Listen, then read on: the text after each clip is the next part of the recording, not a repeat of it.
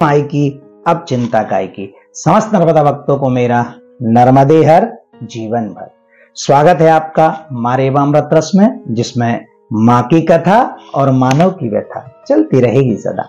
आप सुन रहे हैं माँ नर्मदा का महात्म।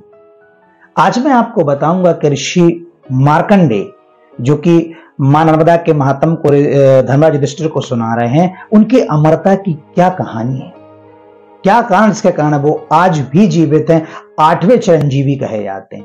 क्या कारण है?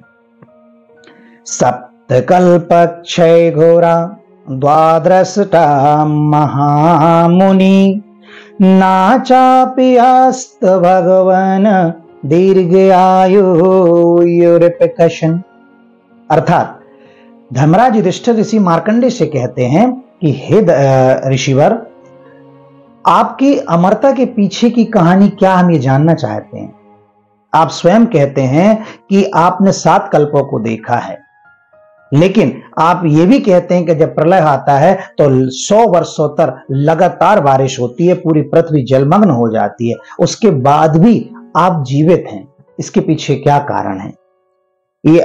ये हमें अच्छे से ज्ञात है कि 7 कल्पों में तो ब्रह्मा जी भी जीवित नहीं रहते हैं, फिर आप कैसे जीवित हैं? आपको 8वें चिरंजीवी के रूप में कैसे माना गया है, यह मैं आपको बताऊंगा कि ऋषि मार्कंडेय 8वें चिरंजीवी कैसे हुए। तब ऋषि मार्कंडेय युधिष्ठिर से कहते हैं कि मैं आज तुम्हें अपने अमरता की कहानी बताता हूं।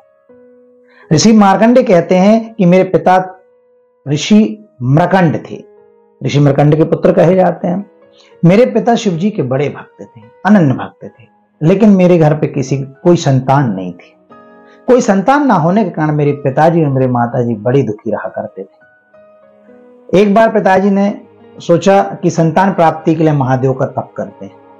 तो मेरे पिताजी ने शिव जी की 12 वर्ष तक तपस्या की। शिव जी प्रसन्न हो गए। शिव जी की प्रसन्न होने से फिर उन्होंने वरदान दिया और मेरा जन्म हुआ। लेकिन जब ये मेरा जन्म हुआ तो उसके बाद मेरे पिता और मेरे माता बड़े ही प्रसन्न थे, बड़े आनंदित थे।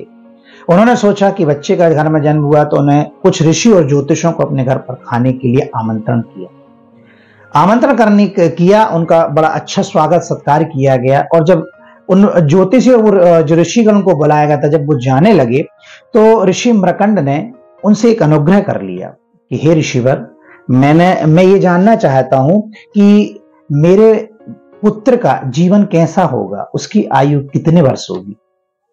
तब सारे ऋषि मुनिगण जो ज्योतिषी आए थे वो बड़े मौन थे, चुप थे।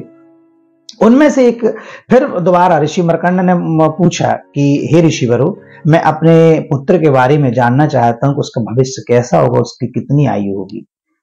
तब एक ऋषि उनमें से बड़े ही ज्ञानी और बड़े तपस्वी ऋषि थे, उनने कहा कि ऋषि मृकंड, आप ये ना पूछे तो ही अच्छा है, हम इसमें बताने में बड़ा संकोच है।